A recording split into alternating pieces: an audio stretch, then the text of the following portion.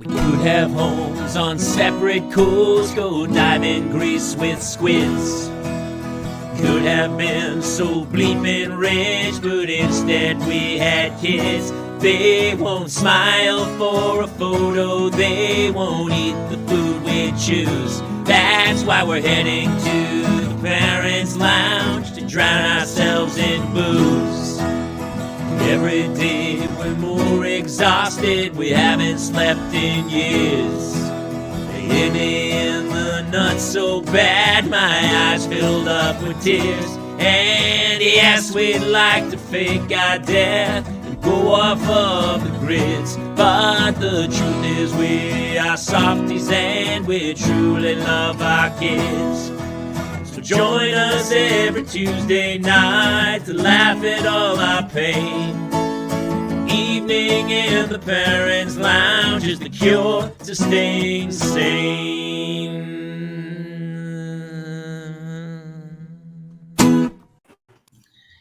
Welcome to another edition of the Parents' Lounge. It's Tuesday night. It's after a 5-day vacation with our children, which I'm not sure how of a vacation that is. We'll talk about awesome. That. But I was thinking that this is like this show to me. We were talking earlier before we came live, and I'm in a bit of a funk. I think, and we talked, and everyone's like, "Oh, we're all in the same shitty stuff about parenting." But here's what it is: like this show has turned out to be to me like the Titanic, except instead of women and children first, it's moms and dads first, and so we're getting in the lifeboat, and this is our Tuesday night. This is my stretch for an analogy. This is how reaching I am.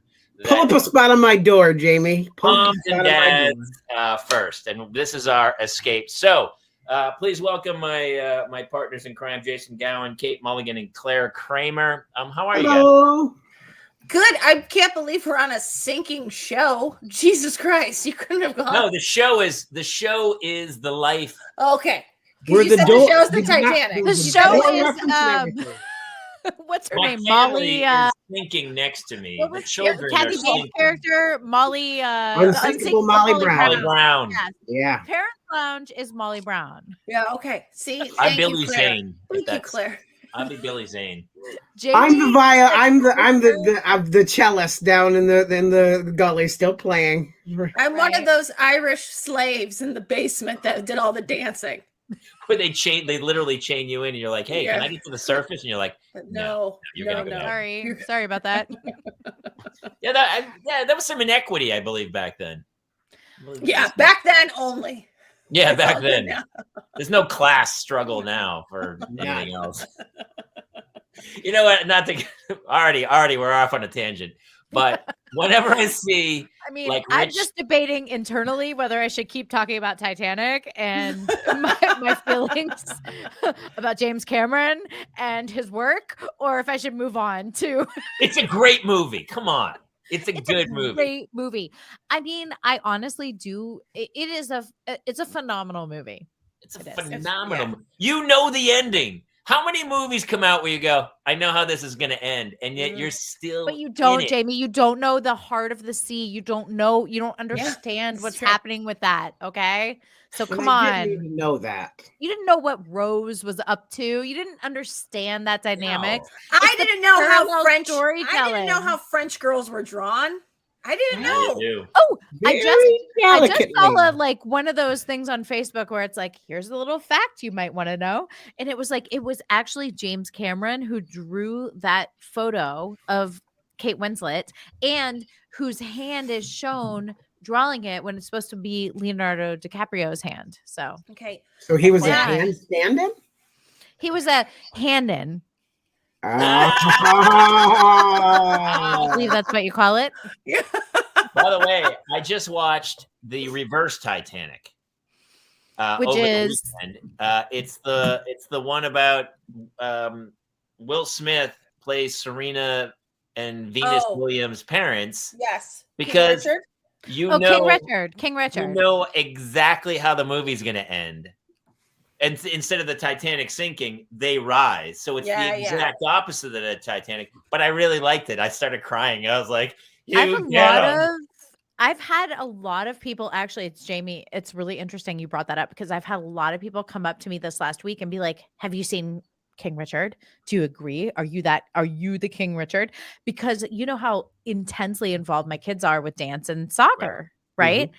So I have not seen it yet. I will reserve judgment and we will discuss in a future episode of the Parent Lounge, but I'm very curious to deep dive with you on that movie. I mean, he seems like a crazy person. And he seems a bit dickish and a little maniacal and a benevolent despot. But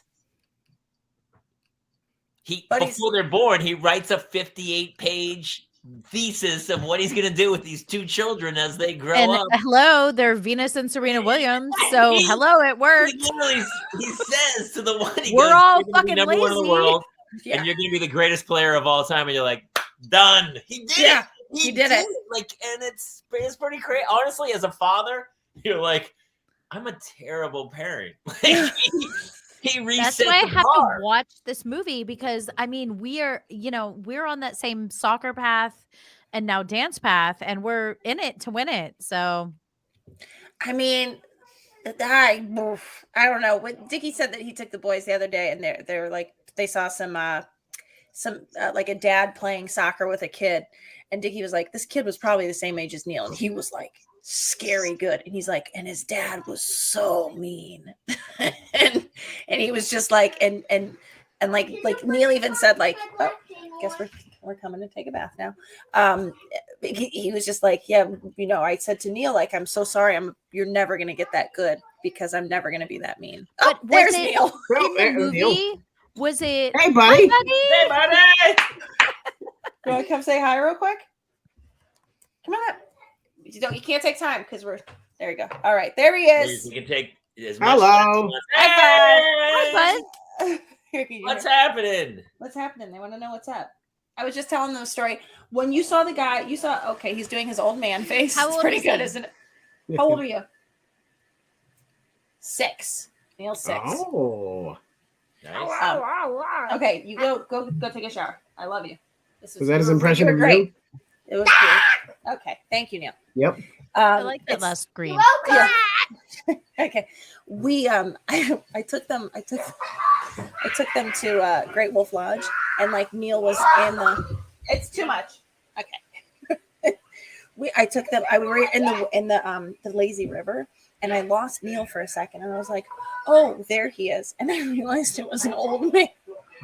Oh no. Because the thing that's great about having a kid with alopecia is you can spot them. The problem is I spotted an old man. I was like, oh, there he is. There he is. Wrong spot. Yeah, I was like, oh, no. Bad. Anyway, I don't know what I was saying. Funny. Oh, but Earl Woods, same deal. Tiger Woods' dad. He used to clang pots and pans behind him as he swung the club. Yeah. So fuck with him. I Jangle has changed. Yesterday I took my daughter to Target and bought her some Hatchimals. Does that count as anything good? She was student of the week, and so I said, "We're going to Target, and you can get a toy." And that was. So you're positively reinforcing good behavior. Yeah, I am. They both got good report cards. Yeah, I mean, I'm just not a crazy athletic dad, but I don't know. You know what? I think your kids, I think that I haven't seen King Richard, which I am very excited to watch. So next week more. But I think that with the athletic point, you have to have a kid who is intrinsically athletic. Like my oldest, not. I tried her in every sport: soccer, baseball, softball, swimming, volleyball, basketball. And nothing stuck. My other 3, the second they were introduced, other parents are like, whoa, wait, what's happening? How long have they been doing this? What's going on? So, I think it's a mix between like the King Richard mentality and the child obviously exhibiting skills. So I don't know. If a child exhibits skills but doesn't exhibit desire, do you pull the plug, or do you just say like, no. You've got something here? No, you bribe. Everything's a bribe. That's when the Hatchibles come into play. See, Jamie, you're actually ahead of the curve with the Hatchibles. Well, listen, I'm sick of becoming I'm a full-time negotiator. That's like what do you do for a living? I'm a negotiator all day. If you eat 3 more bites, you can all day. If you get ready for school, I'm so over it. I'm like yesterday. I was like, I don't care. Don't brush your teeth. Be the stinky kid in school with a shitty mouth full of garbage. I don't. You know what? It's on you. That doesn't matter. That won't affect me anymore. I'm done with it. So, but I can't because then I'm like, brush your teeth. I've lost my mind. I don't know. I don't know, Jason. How do you handle that? I have my own opinions, but I'm curious about yours. So, I'm kind of in the same boat as Jamie because I have gotten to a point where like Jace is fighting us on brushing his teeth at night like nobody's business. He doesn't want to do it. He actively fights it. I have shown him photos of what happens. When we go to Walmart, I point them out. I'm like, look, is this what you want? Do you want to be Jafar from the Cave of Wonders when he's trying to trick Aladdin to go down in there? Is that what you want? You want that? And I thought it was going to work, and it did not. So I have lost that battle. I'm lost it. I also think that I like science-wise, I think within the next few years, teeth are going to be so like replaceable. Like they'll just beavers? regrow. They're becoming obsolete like a beaver. I think you'll order them online, and you'll just like. I think it will be like it already is. Kind of. That's true. When I was a kid, I kind of saw. Everyone's like, "Oh, you should take care of your body." But I read some article about how they were going to have pig organs as transplants, and I got they'll by the time I'm falling apart, they'll have. Did we lose Kaler? I think so. Is it my internet? Am I jacked Yeah, up? it's you. The rest of us stayed. Oh my gosh, that's crazy! I'm never the guy. Oh, no. See, I'm a guy. Electrical funk around my house. I just think there's going to be science is going to be like, don't worry about your teeth. You don't need to brush those. Well, no, they'll grow back like a starfish. How great would that? Oh my gosh. You guys are gross. You do need to brush your teeth. Sorry. Oh no, I agree that I need to brush my teeth, but I have lost a battle. It's painful when you hammer that idea every single night. Oh my gosh. I have 4 and none of them brush. None of them. And I've like done everything from ordering like the timer where it's like, you press it and it like ticks down 45 seconds and they're supposed to brush during that time. And like from the star chart, I don't know what the solution is either because I'm in the battle with you, but I am still an advocate of brushing. Well, no, I say I don't want to, I don't want to go, full, like I said, Jafar, but I did see that, I think maybe for Christmas, I see Colgate has like an AR app for the phone with brushing your teeth that I might try just to see with Jace if it resonates. You know what's funny? Watch a movie from like the early 80s or something, and like Michelle Pfeiffer has like a nice hue of yellow on her teeth because it was really before teeth were whitened. Oh, right. And so you go like the 70s and 80s, they just. Like Al Pacino is like, here's my teeth. What Did up? you see Get Back, the Beatles?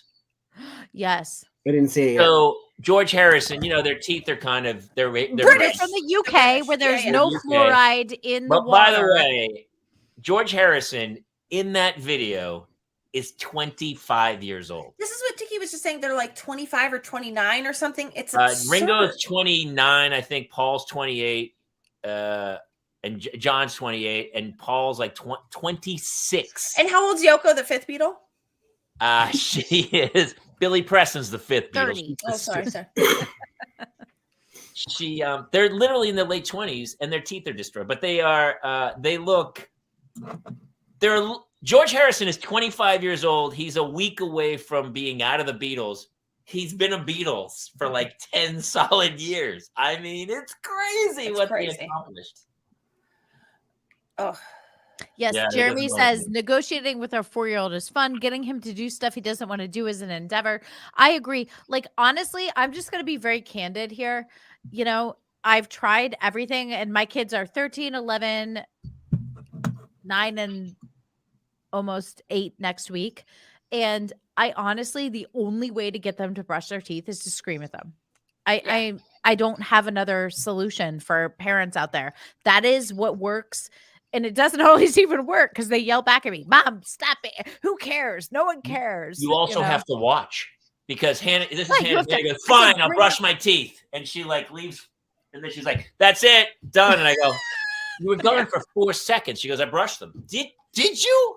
No, 100%. And then a couple of my boys will go in, they'll put toothpaste on their tongue and they'll be like, smell my breath. And I'm like, okay, well, I smelled that you put toothpaste on your tongue, but you still didn't brush your teeth. Like, I don't know. How do we make brushing teeth fun? I have no idea. Anyone who has any ideas, please, weigh in the comments. We'd love to know.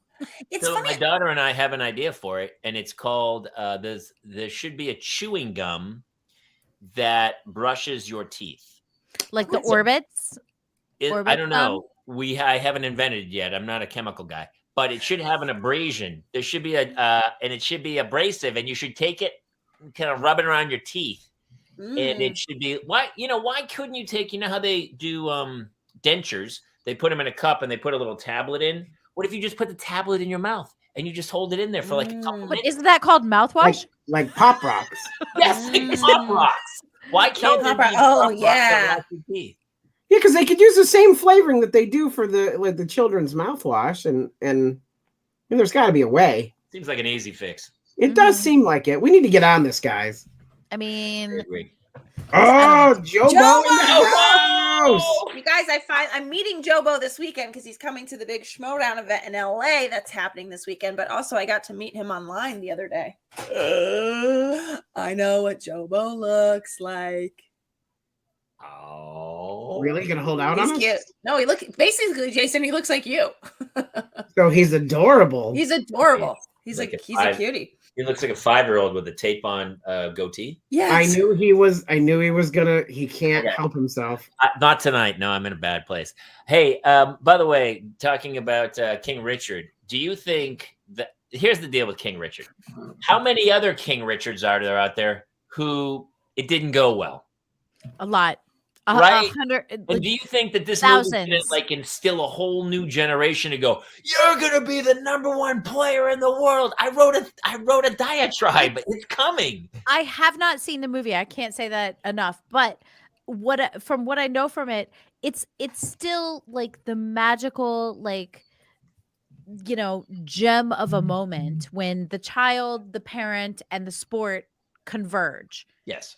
There are thousands of King Richards where it is not working out. I can attest to that 100%. I hope I'm not one of them. Joe Jackson. Oh my God. And you're not talking about Joe Jackson as in Night and Day, or is she really going out with him? You're talking about Joe Jackson as in like the Jackson 5. Yeah. Jackson 5, yeah. I'm a huge fan of Joe Jackson. Oh, like you were thinking of Shoeless Joe Jackson. Shoeless Joe, baby. Shoeless Joe Jackson. A lot of Joe Jacksons out there, man. Well, they're common names. You just pop them together. It's an easy. They contractually are obligated to be together. It is funny. I had my sons taking tennis. Just like I'm trying to do like a sport every once in a while to see if they like it, and like they like nothing basically. But just going to the Burbank Tennis Center and like watching these kids, like there's kids that like basically own this place that are just in there, like it's just. And I sort of wonder, like, and Claire, maybe you could speak to this, like.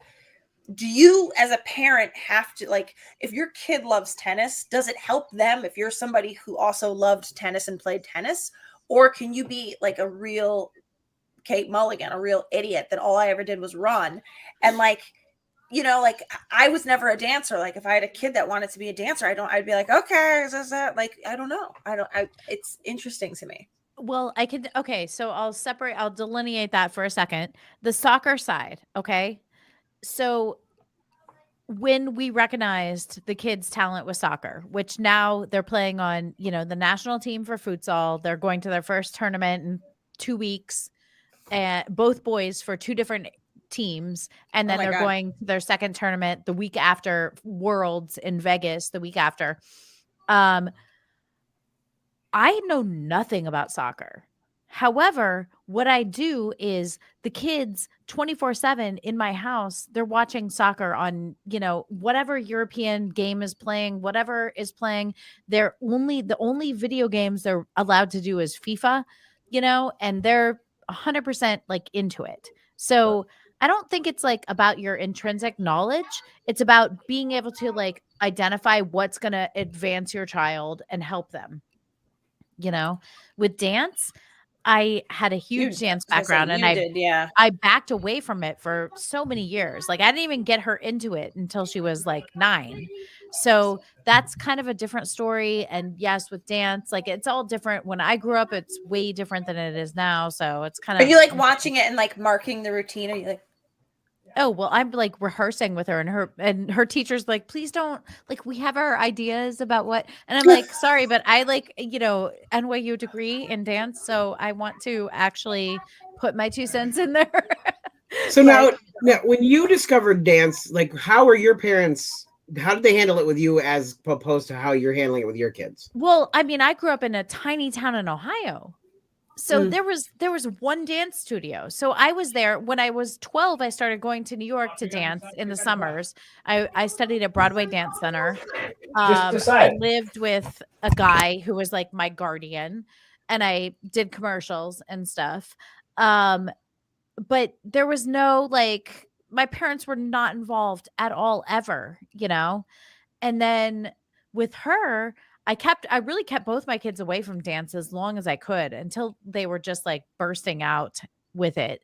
Okay. And, River's been only dancing 2 years and is now like nationally ranked. So, I mean, it's crazy.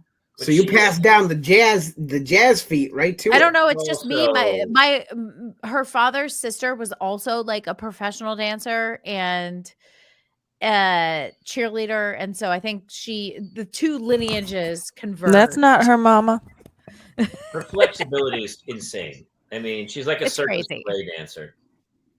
Dancing with the Guardians, potential TV show. Claire, I have a funny story. If River said to you, I want to go live in New York, I'm going to give me a male guardian that I'm going to live with, would you ever agree to that? No. What were your parents thinking? I don't know. Oh, God bless them. From the time I was 12, they were like, sure, you could be emancipated. Here you go. Here's your. Wait, you emancipated at 12? I very young. Yes. If not 12, 13. And living in New York, studying under Sabian Glover and like these great like dancers at Broadway Dance, but crazy. Also just kind of like being a 12-year-old. Yeah. You were like Drew Barrymore. I mean, without the Studio 54 or whatever. Yeah. Jamie, hearing that you can emancipate a kid that young, you thinking about it for yours? I filed the paperwork this week. We'll see what happens. But I tried to find them an apartment down in Koreatown. I don't know. We'll see how it works out. Yeah. I mean, that whole situation. Yeah. Jobo. Say it how it is, honey. That's been kind of his thing since he started showing up here. Yeah. Jobo's going to tell us the truth. It's crazy ass kids. I needed a babysitter recently and we reached out, and I have 2 little girls, right? And so there was a bunch of teenage girls that, we had asked, and one of them couldn't. I talked to the parents, and the parents were like, "Well, she can't do it, but her younger brother can. He's 15." And I went, "No, we're good, thanks." Yeah. I talked to somebody about this, and I said, "I will never, ever have a boy babysitter for my little girls." Okay. And they were like, "Well, that's so weird. How do you know?" And I go, "I was a young boy one time, and I'm not saying I was creepy, but I'm saying you don't know. You just don't know. And I'm not doing it. I'm never having a boy babysitter for my daughters." Is that weird? I think we have a situation where sometimes I'm doing a show, like when we're doing our stand-up show, like we're gonna have a babysitter, but like Dickie will probably get home before I will, and like we always feel bad because our babysitter is a young woman, and I always feel bad, like, ugh, I'll make sure I get home first, because I just don't want to put anybody in a situation where there could be anybody feeling uncomfortable. Like, I don't know that a 40-year-old man, like, I babysat all the time and the dads would walk me home. I mean, nothing nefarious ever happened. But it could have. But it could have. And you wanted it to. I mean, Listen, a little bit. I couldn't believe. I was like, yeah, Mr. Hanson. What's wrong with me? I'm cute. How come you're not hitting on me? What's the problem here? Kate tried to reenact teacher. Yeah. But I got to say, I don't know. I feel like I'm somebody with sons, and I think that sucks that, like, they won't be eligible to be babysitters because I'm a holy of their cynic. gender. I babysat in high school here. Like, I was, highly recommended by our school guidance counselors would have, if parents asked, who can we get, they would always recommend me. And I never had any issues ever. I know, but Jamie wouldn't hire you, is my point. I wouldn't hire you. It had nothing to do with you. You could have been the most talented guy ever. And I'm just not, I stayed home that night. I couldn't find a babysitter. I'm okay. So Jamie, I hear you. I hear you 100%. I am of the ilk that. Sorry, Jobo said that's how I always felt in church. Yeah.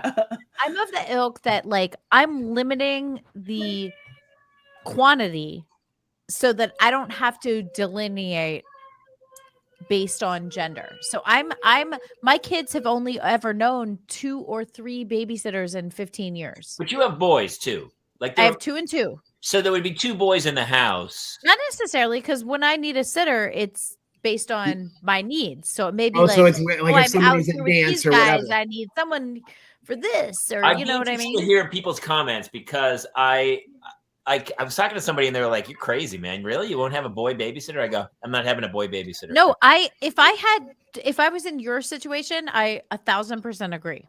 I totally respect what you're saying. I really do.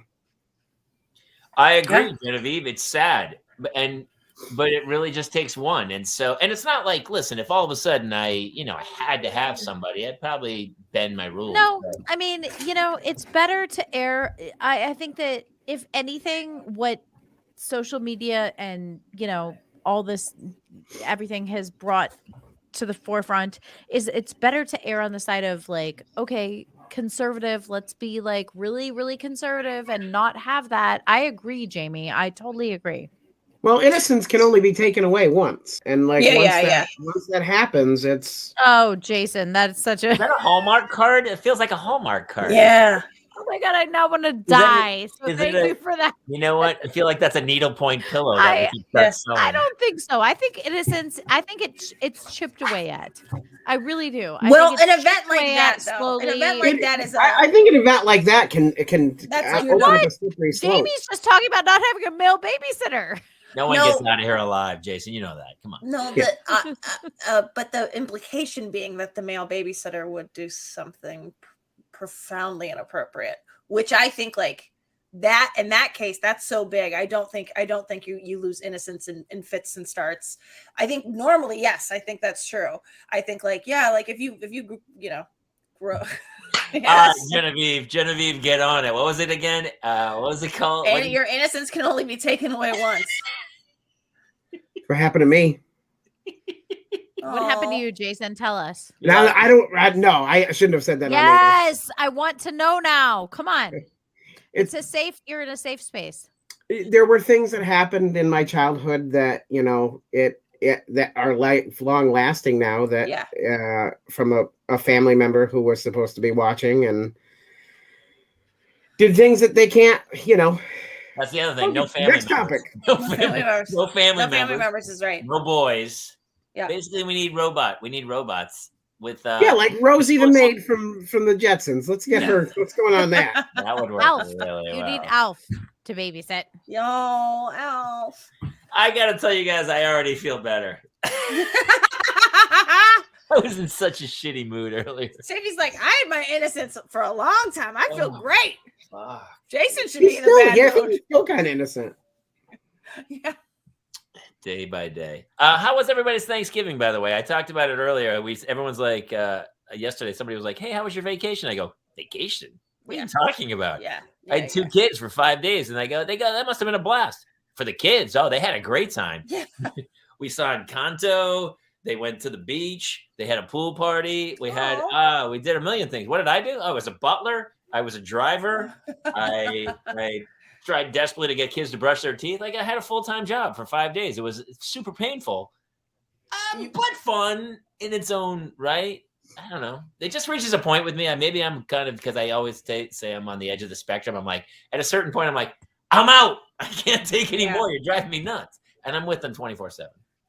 But you know what? Okay, so Jamie, I'm curious about this because you obviously have what I perceive as a great relationship with your partner. So do they support you when you're like, hey, listen, I'm at my limit with kids. I need to step away for a minute. What are you talking about? What are you talking about? I used to use the stage. I haven't been on the stage much lately. And so that was always my therapy because I would get on stage and just rant and I would get it out. But I haven't been up much lately doing my stand-up comedy. COVID, hello. Yeah, but it's also, it reaches a point where I had the album come out and then I'm, to go like drive across town to do a 10-minute set for 3 hours on a Tuesday night is not, until I have new material, which I will have. In the new year, I'll start hitting it again. But in the last couple of months, it's been good. I don't know. I can't blame the kids or anything. They've been great. It's just, you reach a malaise where you're like, okay, well, what are we having for breakfast? You got 20 minutes out the door. We got to go. And then, for 5 days, it was like, all right, what are we doing today? All right, we're going to the beach. We went to do this. We did that. We saw Encanto, by the way, which I thought was it good? Yeah, it was great. Jobo, when my kids get on my nerves, I tell them we're playing hide and seek and I'm the seeker first. Buys at least a good time. You know what? Jobo, we've all done that. I love that. I'm going to count to 100. Go hide. Go. Hide. I don't know. Thanksgiving was good. It was actually pretty good. I mean, I would love to blame my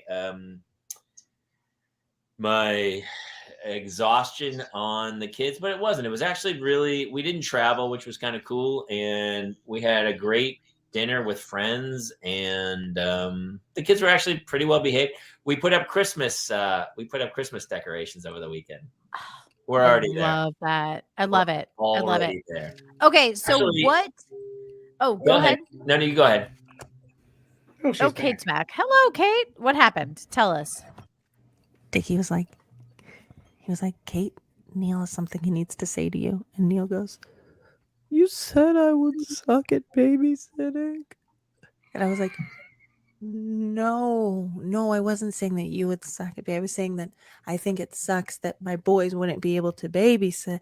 He was so upset that he thought I said he would be a bad babysitter, but it wasn't what I said. I'm like, but he's like really beside himself now. But I told him, I explained the situation and I think we're fine. But I'm like, this is why you don't give the kids a bath when I'm doing the show. Right.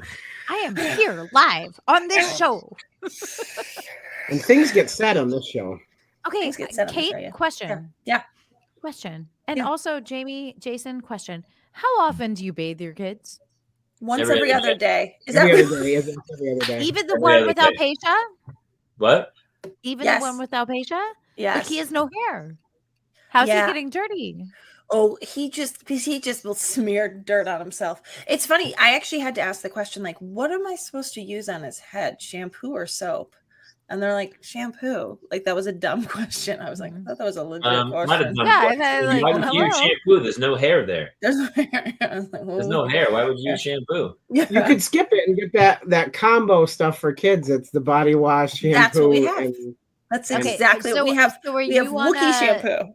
So are you on a same day, both bathe? Yes. Or alternate? And unfortunately, it happened to be tonight that they were both bathing. Okay, Jason, 3 kids. What are you doing? Twins are same day. Oldest is a separate day.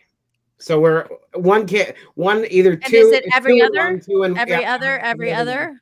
Yep. Okay, Jamie. Because they don't have body odor yet, right? Well, like, don't they? No, I mean they've got like sweaty hair smell, but they don't have they smell delicious. Don't they? Don't you want to just eat their little faces? The twins' problem is that they eat like Cookie Monster. Okay. And so like there's food in places like I'm like how how did nobody was shirtless during dinner? How did this even end up down here? Like, I don't know how this is happening. So we have to do, a post-dinner check to make sure that our kids don't go to bed food encrusted. But it's because of that we have to wash them as much as we do. Jamie? Every other day. Yeah, we're every other day. What about you, Claire? I mean, And I guess it now you're on four. You 4, so Hannah's using our shower. They used to bathe together, and Yeah. so we could kind of knock it out in one fell swoop. But now they don't. I'm getting into the 2 girls phase, and so Hannah's like, "Can we use your shower?"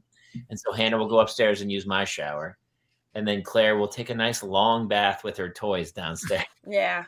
We're at that. God, phase So too. in reality, we're I using love that like Claire. That Claire is like billions a of gallons girl of water. after like she is with me. No, for me, I'm like just whenever I can get them in, I get them in. Like, hey, you go. You go also. It's like kind of like I'm like the, whatever the Like air traffic coach controller on the side of like a football field, and I'm like, you go do over here, you go there, and you do that, dip between his legs. Bleh. There's no rhyme or reason except my oldest, who's almost 14. She'll be 14 in February, and she's like every morning and every night she's like, can I take a bath? Can I shower and wash my hair? I'm like, you are wasting so much money on water. Yeah.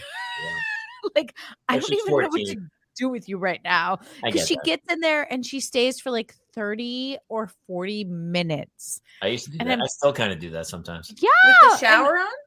Yes. Oh, easily. Or a bath. I'll take a bath. yes. I'm a bath guy. I love a bath. I love a bath.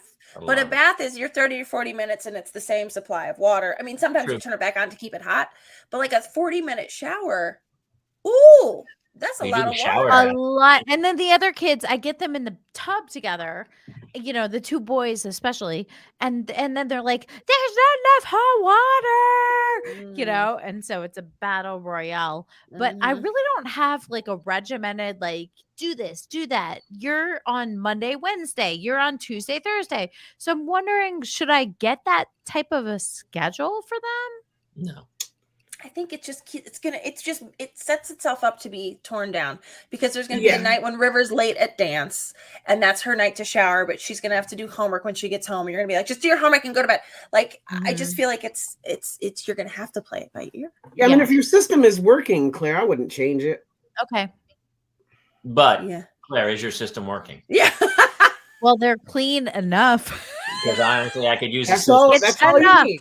Does anyone else have a system? If the state doesn't get involved with the cleanliness level of your children, right? If the school is not like, hey, your kids stink, then I'm good. Kids don't stink at that age. I used to. I worked at a. Can I jump topics, because I want to know? Did everyone start their Advent calendar yet? Yeah. No. Oh, we started tomorrow. It's the 30th. It's not the 1st. So can I tell you? Today's the 30th. No, I was going to say. I will tell you, because we're leaving for not vacation, but to go home and visit my family on the 19th of December. I was like, oh, which you don't consider a vacation, by the way. No, 100% don't. No, it's definitely it's a travel visit is what that is. But no, that's what it is. I was like, yeah, it's a JOB is what that is. It's a trip that I'm not getting paid for.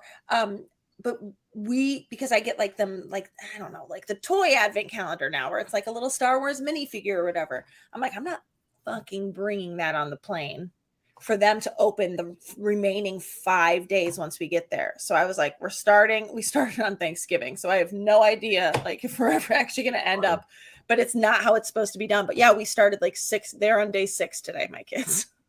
Love it. We did it in July. Knocked out in July. Got it over with. It's pretty great. Jason, what about you?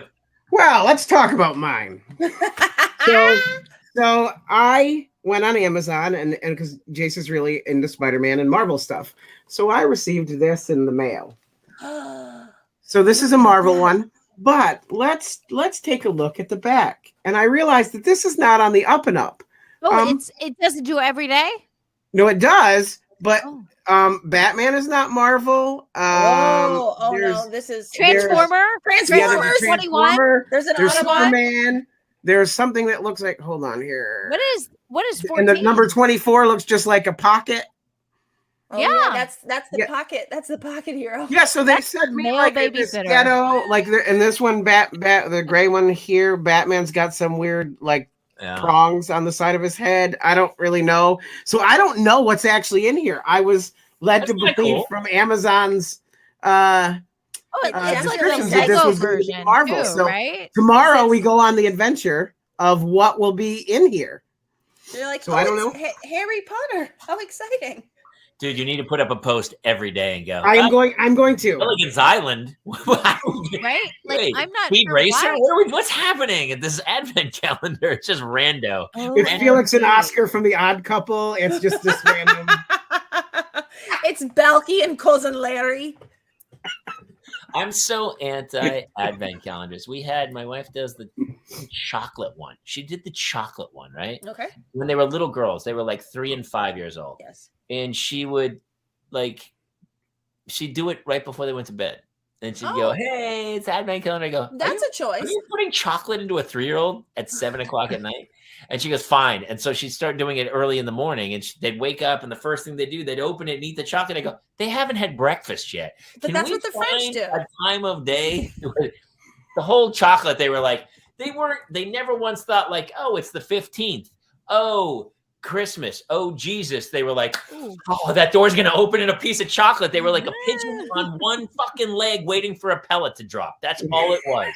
They went to Pavlov's dog on it. That's it, man. They were like, they go, "Oh, it's December. There's a piece of chocolate coming." That was it. Every day. I was like, she's 3 years old, man. She doesn't need a piece of chocolate every day from Trader Joe's. Well, do you do one, Claire? Yes, definitely. 100%. I have not gotten mine yet this year, so I don't know where they're going to be from. Probably Trader Joe's. I'll probably swing by after the show tonight and grab them. But That's amazing, Freddie B. We should do a Parents Lounge advent calendar. And on the first, that would be so good. It's just a little saying like you open on December 1 and it goes, "Hey, did you brush your teeth? You can brush your teeth." Santa says, "Brush your teeth. You're not getting toys." No, the second day says like accountable calendar. Like it's kind of like the Squid Games, like advent calendar. Like, did you brush your teeth? Did you get your chocolate? What were we gonna say, Kate? What's day 2? No, I was just gonna say like day 2 is like you only lose your innocence once. What the fuck? It's a little pillow that's been needle pointed by Genevieve.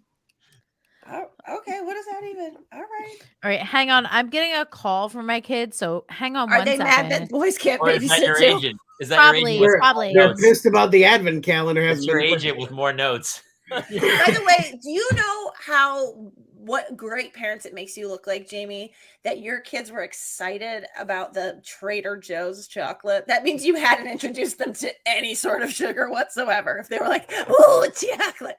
Because my kids, they think dessert is the wafer from church. They're literally, it's just a mini spoonful of sugar. That's it. She opens it, and it's just a spoonful. That's it. She takes a spoonful of sugar, and she's like, "What's tomorrow gonna bring?" And it's like another spoonful of sugar. That's it. It's a spoonful of sugar. We did Thanksgiving, right? And so it was actually, I don't know why. I got the beer one for Dickie, Joe. You fall into a natural lull, and I'm in a natural lull. But Thanksgiving was pretty great.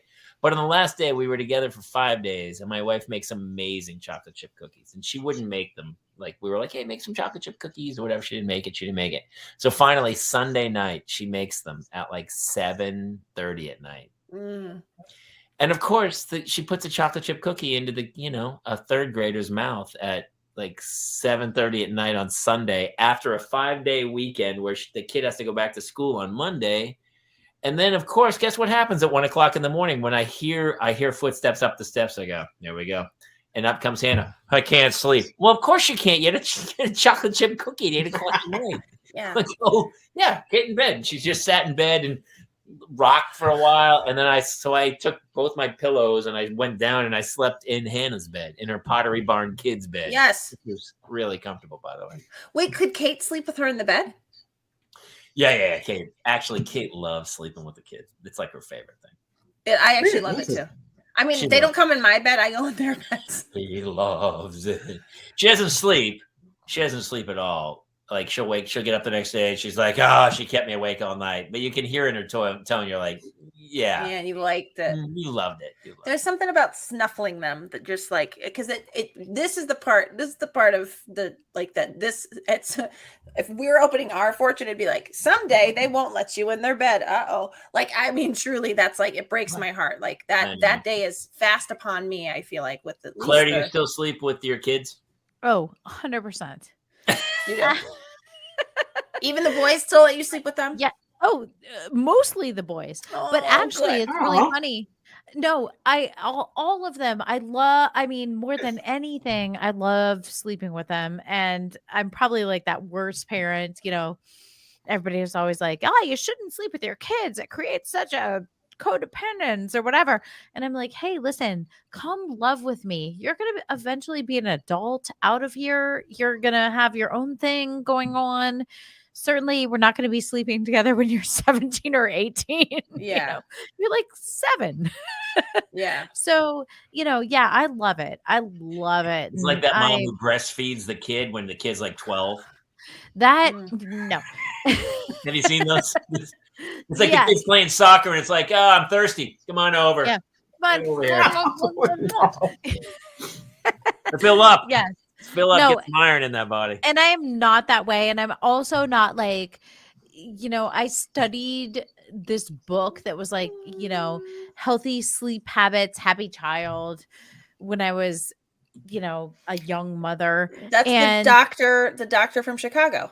Right. And he was like, oh, I took my kid to college and she said, can I sleep with you? And I was like, that's probably not where I'm at with that. Yeah. But I just, as long as whatever the kid wants, I'm open to within reason. My wife loves, and I like sleeping with the kids too. If I could sleep with them, like sometimes I can, but sometimes they move around too much, and then you got. Oh no, it's like this. Yeah, I have a big I have a bit of my album about Claire coming into our bed a lot. Yeah. I like that. Oh yeah. Stuff, but it's that double-edged sort of like. I mean, it's only going to happen for a while, and they're so new. Even I'm like, but I got out the other night, and my wife loves. She always says too. She goes, "When you're never leaving me. When you go to college, I'm going wherever you go. I'm staying with you." And I get it. I always say to my kids, "You're allowed to move 2 houses away. That's it. Like 1, 2, done." It is a good thing about girls because girls, boys typically. Scurry and run away. Okay, well, let's just, you know what? How dare you, sir? Girls dare you right in the heart. I'm just, listen, there's a high likelihood that one of mine is gay. Okay? And I think that's the one. That's the one with alopecia? No, the younger. The one. Oh, it would be so interesting if it was the one with alopecia. And oh my gosh. Yeah. I hope. What are you producing? So many minorities over there. Yeah, I know. Thank you. What are you doing? I mean, genetically speaking, it's just Dickie's. Claire, I'm sorry. Oh, sorry. Go ahead. I was gonna say Dickie's the youngest of 4, and 2 of his siblings are gay. So there you go, Claire. Odds are looking good for you. One of your boys. It could happen. Well, I keep telling my kids, I'm like, hey, listen, if you like the same sex, that's okay. It's not called gay. It's not just called homosexual. It's just called love. It's like, here's what it is. It's just this. And they're all like, yeah, thanks, mom. But I actually am super attracted to this gal or this gal or this guy, this guy. I'm like, yeah, but just in case you're not sure, you can call yourself bi. And they're like, why are you saying this to me? And I'm like, well, maybe some of your other friends. Yeah. They're like, yeah, I know my other friends may be gay or whatever, but we're not. I'm like, okay, damn. All right. Yeah, I know. You took a crack at it. It's all you can do. I'm trying my best. Maybe you have an interest in taking care of your mother past the age of 60. I don't know. What maybe that's something you might want to do. I don't know. Is yours still holding on to Daisy Duck, Kate? Yeah. Well, I know that you lost hope when he switched from Minnie, and then you're like, oh, it's over. Well, Dickie tonight at dinner, he was saying the boys were talking about if they were going to both get married, and Neil said, "I'm not going to marry you, James," and James said, "No, I'm gonna." And then Neil said, "I'm gonna marry a girl," and Dickie said, "Oh, what are you going to marry, James?" And he said, "A boy. Can I marry Dylan?" And we're like, sure, you can marry Dylan if Dylan wants to be married. Like, so we're like, I'm really like, I got one that will take care of me. My daughter told me she was marrying her first cousin for the longest time. She's like, oh, I'm marrying Adrian. And I go, no, you're not. Yeah. We'll talk about it later. Well, Jamie, just on that note, my kids wanted to marry me also. That's true. It's weird when they say that and you're like, you act really but weird. I love you. Hey, we're not going to get married. But I mean, back in history, yeah, they would. That actually happened. That probably happened more often than not back in the day. First of all, have you guys seen Game of Thrones? Yes. Yeah, I was gonna say that. Yeah. Yeah. Second of all, Middlesex, the book, which is an amazing book. We don't read. We're guys. Yeah, I don't understand the question. If it's good, we'll make a movie and we move on. It's not a big deal. I don't have time. I don't have time. It's crazy. Oh wait, day 4. It's crazy. So we put up our Christmas tree. Can I jump topics? Yes, of course you can. We put up our Christmas tree, and my wife had to have. I might get in serious trouble for showing this, but this is our Christmas card. Okay. Should I not show it? Show it. Are you gonna get? Well, she doesn't watch the show. No, she doesn't know she doesn't even know what I'm doing in this room. I can't even tell you the fight that happened as we were trying to get, because it was like, I want a picture. I want a picture. I know. The kids, I mean, they were in tears. They were screaming. They had to get their hair blown out, and they were all wearing black. They were wearing, like my wife wore. I think here's how she chose the card. She found a dress that worked great for her. Mm-hmm, right. And then everybody else. She's like, I look hot. Yeah. So I want to respect this. Everyone. So she was in a black dress. And so she put the kids in black dresses. And I was like, it's Christmas. It's not a funeral. I was so confused. And so I didn't. That went over big. So I put it on. I tried to be a good guy. I even brought lights into the room and I lit it. And then I put on a blue suit. And I got murdered. Lit up.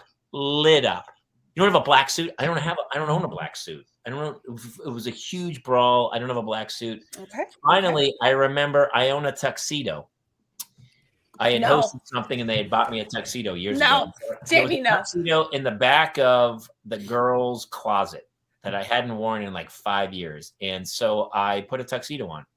You fit something from 5 years ago? Yeah. I'm jealous. Shocked. I'm very jealous. I'm very jealous. I don't fit something from 5 months ago. Yeah. 5 months I can't even And fit. so we she said something to me in the middle of it, and I was in front of the tree, and the kids were standing in front of me, and I was like, I don't give a fuck. Like I said the F-bomb. And my buddy who lives next door, who was taking the photo, was like, all of a sudden, I got super tense. And it was gruesome. It was just like, what are we doing here? It was mayhem. And then this is what we took. That was our. I like that's nice. Cute. That's it kind of came out okay. It is. So she was very excited, very happy, cute. Okay, so I need to dissect a few things. Yeah. So wait, bring the photo back up, please. Oh, okay. Yeah. Oh, is it going to be like the Smokey Joe? What was the one we did? The cigarette guy? I don't know. Oh, well, you said you had to straighten the girl's hair. Why? No, their Kate hair is blew their gorgeous. hair. Kate blew. They have very curly hair, and I think their hair got had to get done. And kids, they didn't want to. She didn't want to wear. They didn't want to wear those dresses. Oh my God. Well, they never. I did the same thing. I had my kids. So, okay. So, first of all, you look gorgeous. Your wife looks absolutely gorgeous. I know. Look at that clavicle. With her. All right, clavicle. I agree with her, putting everyone in black based on her own dress selection. So, I didn't realize how much you look like Jack Coleman until just now. Who's Jack Coleman? From Heroes and The Office. The actor? Jack Coleman? You'll know. Yeah. Look him up, Jamie. Yeah. Do you see it, Kate? Yes. We've got to win like some prize about like redhead family of the year, right? He played who was he in? And it was funny because it was so tense. It was like Tetsuo 6. She was like, I want a picture. And I was like, okay. I put lights up. Like, the neighbor came over. The neighbor sat there with the phone waiting, and then she came down, and it was so tense. It was like it was crazy. You know what's so funny, Jamie, is maybe in the past like 5 years, I've given up putting myself in the photo. Yes. I'm like, just get the Just kids, the kids ready. 100%. I wondered. I can't deal with me Yes. also getting ready because it is such a stressor just getting them ready. And then when my father passed away 7 years ago, I told my mom, hey, my gift to you is every Christmas card is going to be the freaking best Christmas card with all the, all your grandkids, which is my 4 kids and my sister's 3. So it's the 7 of them and my grandmother every Christmas for the shoot. And I'm just like, I can't stress by getting myself ready. I have to just like make it all happen for my mom. And, so I get it though. I get it. It's so stressful. Here's my question. Why is it all so stressful? Why do we stress about these such minuscule little things? We lose our shit about stuff. And it's like, we all know friends who have had huge dilemmas, right? Illness or whatever, like major tragedy in life, right? Yeah. And that's something to stress about. And yet just the simple fact of taking a photo can cause the greatest fucking fight of all time, where you're like, we've lost the big picture at times. It drives me crazy. Yes, Kate, light me up. No, I was going to say, you said like friends who have dealt with serious things. I'm like, ding, ding, ding. His name's Jason. There he is. Hi. There he is. I guarantee they still lose their crap over a photo. Like it's just, it went so poorly last year that this year we're not even doing one. I was like, I'm not doing it again this year. Yeah. It should just be like, hey man, let's try to do the best. I always tell my kids, I go, do the best you can. That's all you can do. I can't ask you anymore. If you do that, I'm fine. As I was saying to you, Jamie, and also to you, Jason and Kate, is like your partner with this is an integral part of who makes it a disaster or a funny success, right? Yes. I blame the children entirely, actually. I gotta tell you, I always do I always do puns for like, which is like a very weird thing, but like one year I just put the boys in these big puffy vests and had them sit on the front porch, and I took a picture of them, and it had nothing to do with Christmas, but that year it was God vest ye merry gentlemen. Like that's just like last year I said there was no Zoom at the end, and it was just like I took 4 terrible shots of us all on Zoom. I was like eating a sandwich. Like I just have decided like that, like we're just gonna do like funny stuff, and then like it's really low-key. It went so poorly for us last year that we actually gave up and just went to other photos we had taken and just cut faces out and put them in the Christmas bulbs on the pre. Like I was like, I'm cutting and pasting this shit. I'm not doing it. I can't do this. That's funny, dude.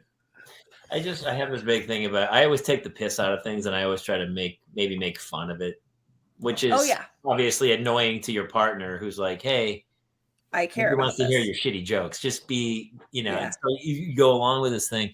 But I just feel like sometimes we make life way harder than it has to be. Yes, agreed. It's like isn't this weird need for drama? Because that's societal standards, Jamie. What is it? I mean, that's societal standards. That's what society expects. You have a level. Why else would we be sending out Christmas cards at all? Do you know how we send out Christmas cards? You want to hear the greatest? And this is great. My wife and I, total agreement on this. If you send us a Christmas card, you get one back about 3 days later. That's how we do it. We don't even have. We don't have a list either. We don't have a list either. My wife literally flips it over. She goes to the address and she mails, and then she sends one out to that person. Same. So who are the people who are sending them out on a giant list? People are, but we don't. We go. Is it you, Kate? Are you that person? Well, I had a great spreadsheet. I had a great spreadsheet from my wedding, and then I was able to just sort of parlay it into the people I'm still in touch with. I also think Christmas cards get lost. Every year, and I say I'm going to do this, and maybe this will be the year I want to do it. I want to send St. Patrick's Day cards. and I want to have the four of us lined up at a bar, all in Irish knit sweaters with caps on, the kids and everybody, and we all have a shot of whiskey and a Guinness in front of all four of us. I love it. We're like this, looking up at the bar, down the row of the bar, and I want to send that out and go, "Happy St. Patrick's Day to everybody." So here's a really funny story. At least to me, my son Hart Keithley. Oh yeah, Freddie B. He is a March 16th birthday. He was born at like I think 9:45 p.m. Third kid, show up to the hospital. I'm already like a 9 or a 10 when they put me through triage. Yeah, of course. I've had all four of my kids, no epidural, no nothing, no medication, So they're like, "Hey, your doctor's not here yet." And I'm like, "Hey," they're like, "Hey, do you want to have a St. Patrick's Day baby?" I'm like, I don't know, but all I can tell you is I'm having this baby and it's probably happening right now. And then there's a whole nother story about that. But anyway, they tried to push me to St. Patty's. Would have been great. He was born a few hours prior. March 16th? Mm-hmm. That's so awesome. Close. Way better. You don't want it on a holiday anyway. Well, at like 9:45 p.m. Can we go back for 1 second to Freddie B, because he has such a great yes.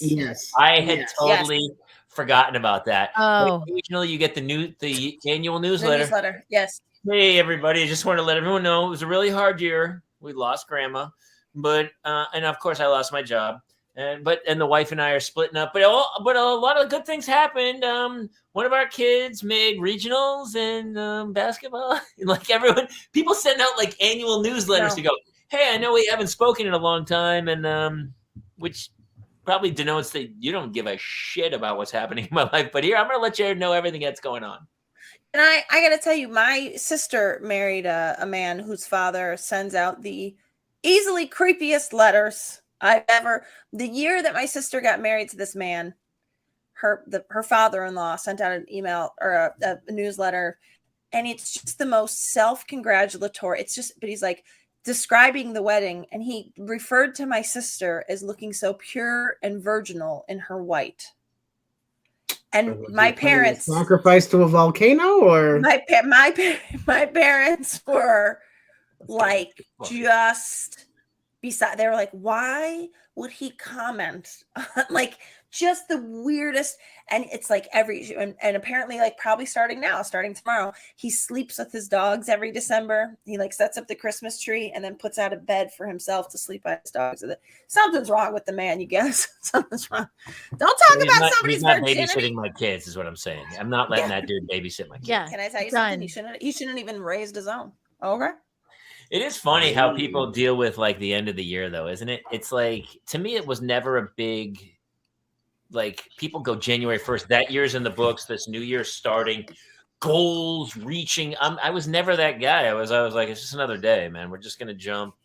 I always am kind of motivated. I'm always setting goals, but it's not like this annual thing of like, oh, that's gone. Here we go. I don't play that game. I just saw it as an opportunity to party. That was literally all it ever was for me, was the party night. Yeah.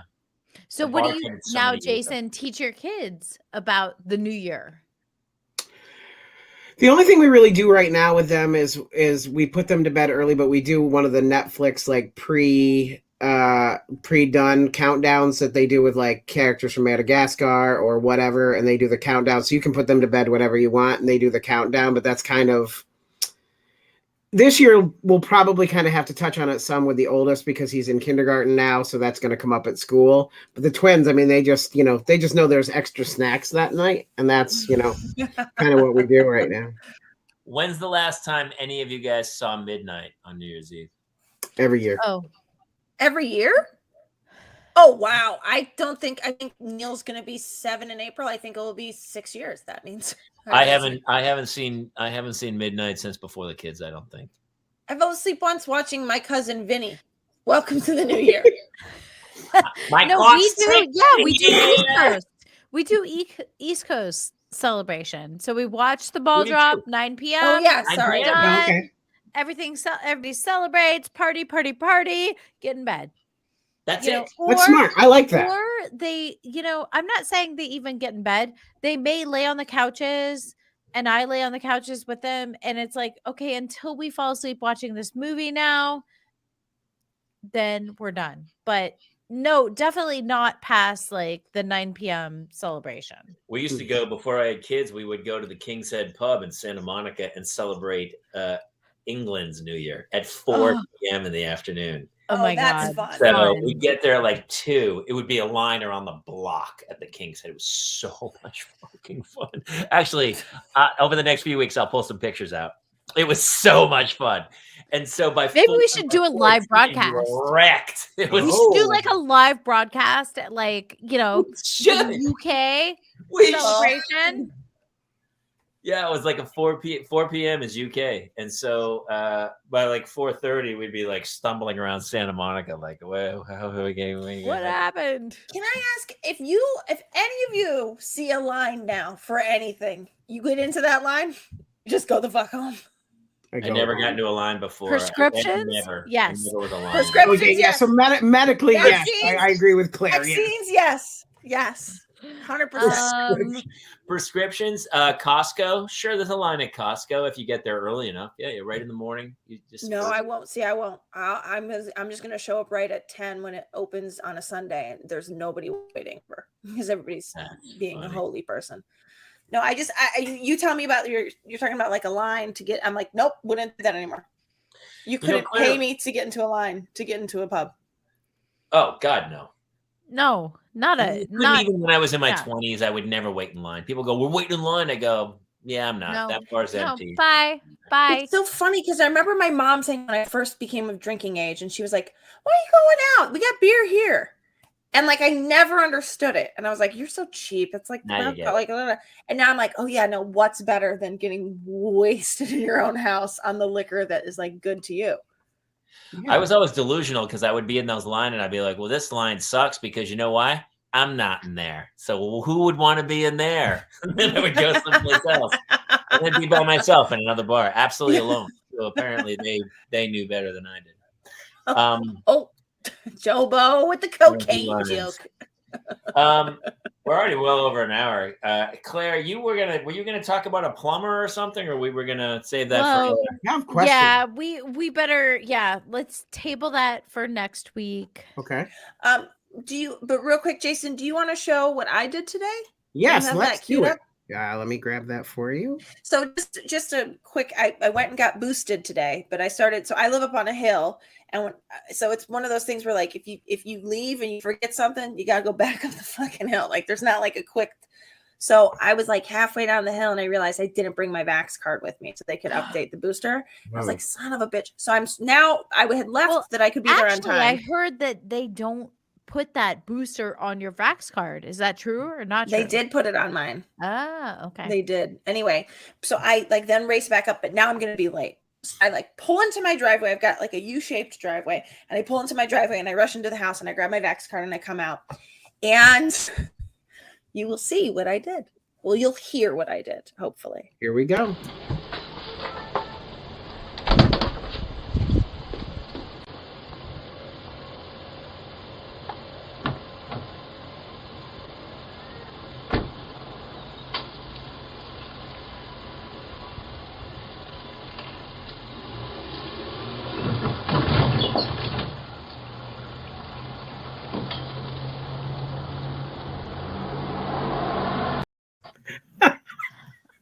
What happened, Kate? Definitely drove over something. It sounded bad. So I was like, oh, I hit the rose bush because, like, again, U-shaped driveway or upside down U, I should say. There's like a rose bush, like on the curvy part of there's a rose bush, and then this big fake rock with our sprinkler system under it.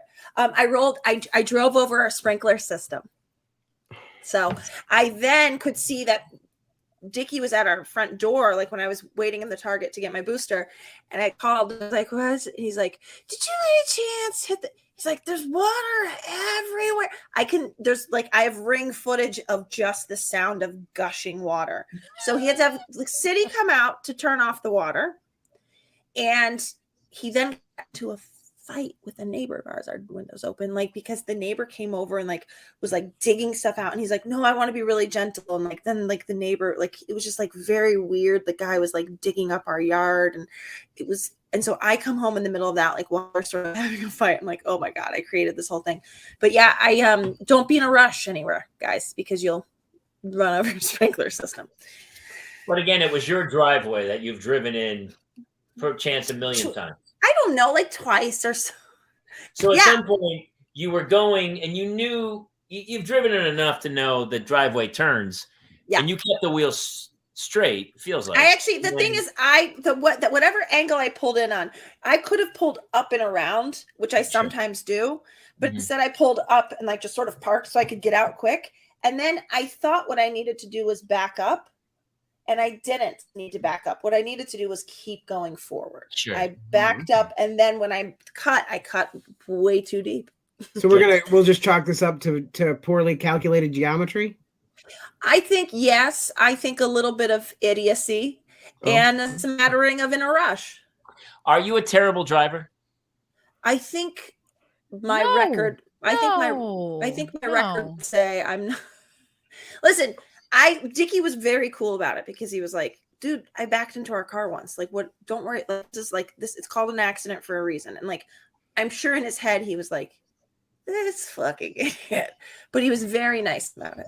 Do you want to feel better? Yeah. Do you want me to tell you something that'll make you feel better in about 2 seconds? Oh, I know the stories about the South. I'd forgotten about it until I just saw what you did. What was it, 2 or 3 months ago, maybe? Yeah, it wasn't that long. I liked it. Yeah, like 2 months.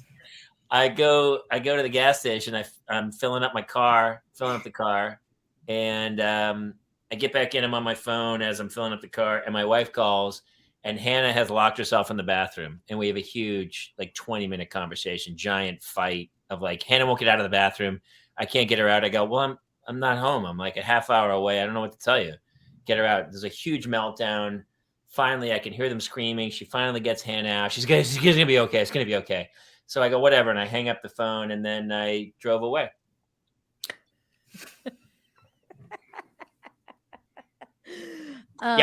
Pulled it right off. As I'm driving away, there's a guy in front of me who's going, stop. And I go, what does this fucking guy know? Jackass, idiot. And I just drive like right past him. And then I hear a clunk. And I go, what?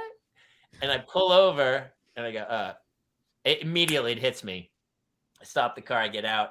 I pulled the gas pump off. OMG. The hose off the pump. You're not the first person to do that. You know how I know that? I do know that because they had a protocol. Shit. And so I get out, I pull the pump out of my car, close my gas tank. There's just a hose laying on the ground. It was like a walk of shame. It was like the worst walk of shame from college ever. I had already paid for the gas. I had to walk into the place. I walk into the place. I go, hey, man, you're not going to believe this. I pulled the pump off the gas tank. All I said was I pulled the pa, and he had a clipboard right next to the register. He goes, here, fill this out.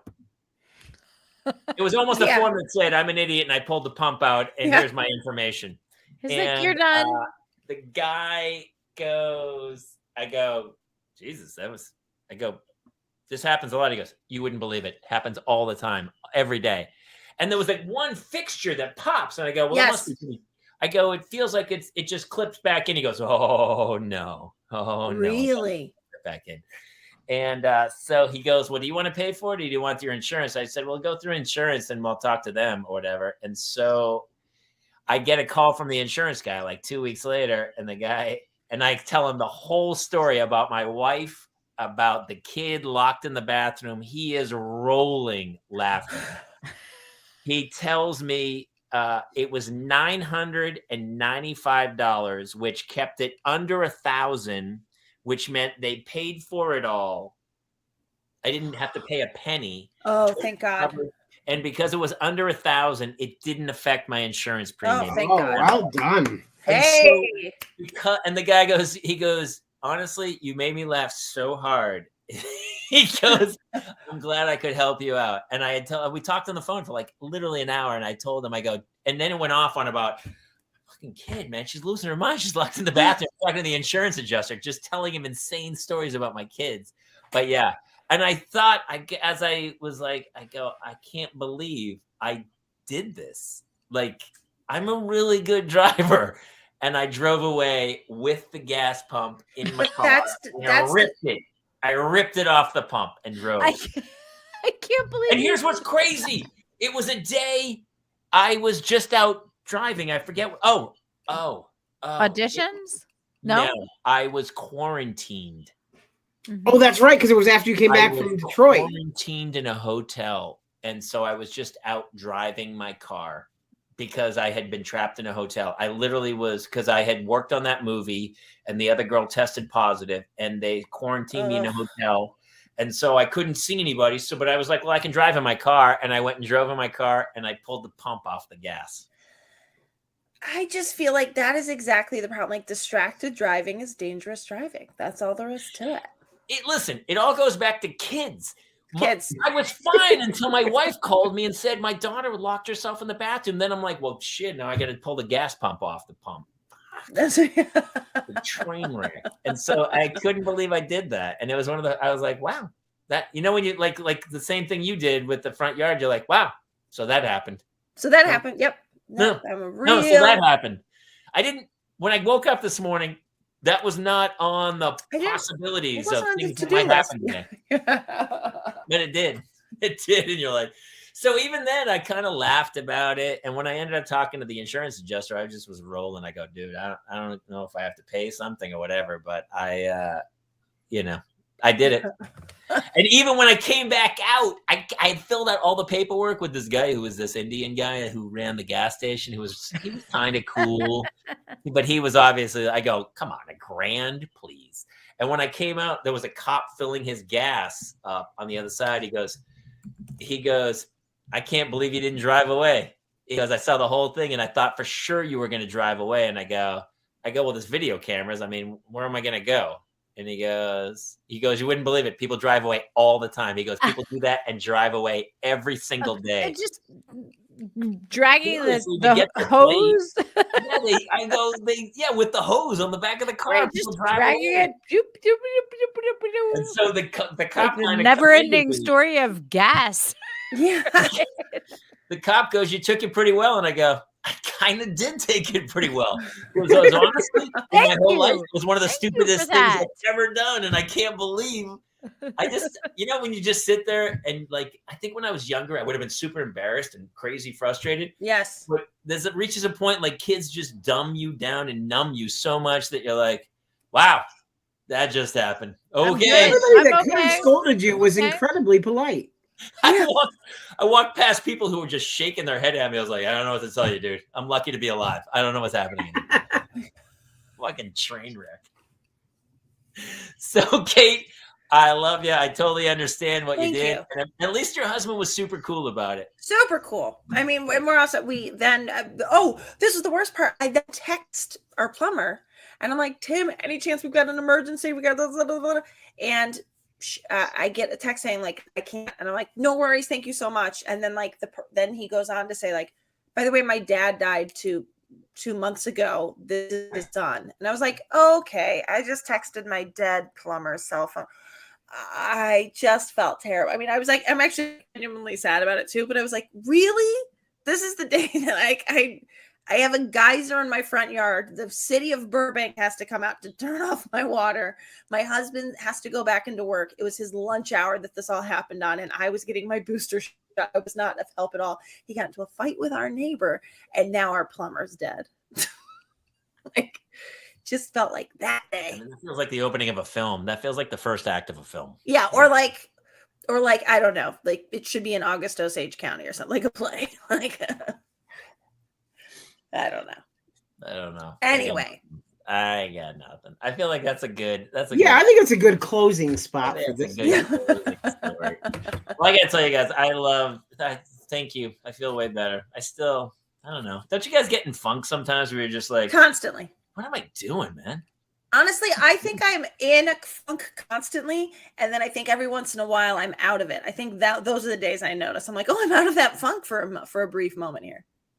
I'm also very honest, and so when people call me and they go, "Hey, how's it going?" I go, "Shitty."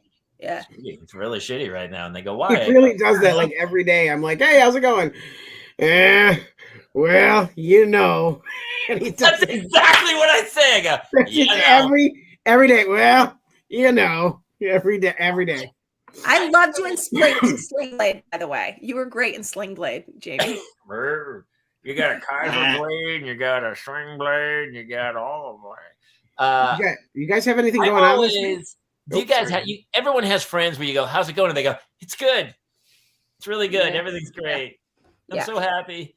I mean, the kids are doing great. This is a whole nother episode that we can dedicate exclusively to this topic of liars. Like, hey, I'm great. Hey, I'm not so great. Hey, what's your response when I say I'm good versus when I'm bad? You know, I mean, there's so much out there. I agree. To be continued, because I strive for honesty. I have no one's ever said, "I wonder what Jamie's thinking," ever. Ever once has anyone ever said that? And the more like kind of like, hey, it's a deep dive into into this topic, which I'm not sure we're all ready for right now.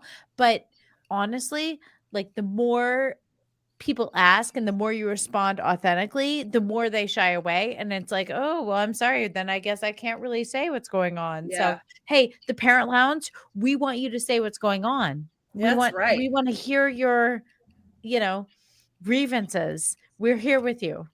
I agree. Misery loves company, and the safety in numbers. It's like, this all kind of came about because I started talking about it on stage, and then people would come up after and they go, "Oh my God, I feel the exact same way." But nobody ever admits it. And it is like an overwhelming, incredibly insane. I mean, Claire, you're taking care of 4 kids. I know, it's wild. I mean, I talk about you all the time. Together, that's the thing. Like, you always seem like your head is firmly on your shoulders. Yeah. Whereas, like, every day, I feel like I am drowning in a chaotic swirl of evil. And I'm like entering that like age of like, okay, almost going to high school, almost, we're like, so I'm a little bit on the head of the pack in that way on this foursome. So yes, 100%. It's crazy out there, and the more we can normalize the fact that it's crazy, and the more we can normalize the fact that like there are no answers. We don't know. We're just here. This show certainly proves that. Yeah. Yes, you can, and that's all you can do. That's gonna be. I'm gonna make a T-shirt. Actually, I made another T-shirt. Actually, we have spring tees, and we're starting to put a merch thing up. And I made a T-shirt that said, "I'm gonna count to 3. 1, 2." That's all I put on the I ordered one, so I'm gonna have it in like a week or 2. But that's another one of like, do the best you can. That's all you can do. It's so funny too, because all we ever do is look at other people's social media, and everyone's social media is only the snippets of the greatest moments of their life. That it's frustrating because you try to keep up with everybody, but in reality, everyone's going through the same crap. Oh, so should I post that video of me running over a sprinkler? Because it was the greatest moment of my life. Yes, you should. I wish I had taken pictures of me pulling the gas bomb. Yeah. I mean, that's not me. I don't pull gas bombs out. Right. I'm not on crystal meth. What's happening? I wasn't even drunk. I was like, what happened? This is insane. It was the middle of the day. 4 in the afternoon. I was like, wow, that just happened. That's how it goes. All right. Somebody else bring us home. I can't bring us home today. Somebody else take us out. Ladies and gentlemen, we're here every Tuesday night at 10 p.m. Eastern, 7 p.m. Pacific. We are on iTunes audio. We're on Facebook.com/The Parents Lounge, Twitch.tv/The TPL Show, and YouTube.com/Jamie Kaler. Anybody else have anything to take us out? Like, subscribe, for the love of God, help us out. And yeah, we're gonna have merch lines out, and we got a bunch of other stuff coming. We got I think we got a whiskey tasting. We have another wine show. Holiday wine show. We'll advertise. We're so bad. Also, Jamie Kaler and I will be performing together at Flappers Comedy Club coming up on December 15th. If anybody is local, where is that? In Burbank, baby. In Burbank, baby. Claire, can you make it? Wednesday night? I don't I know. want to be Wednesday. there. Okay, My well, first please be show there. in 3 months, and I got a lot to get off my chest. I got a lot of shit to get out of that night. I'm in. You're in. It'll be super fun. All right. I guess I would just say to everyone who's listening, thank you so much. Yes, thank you. Good night, everybody.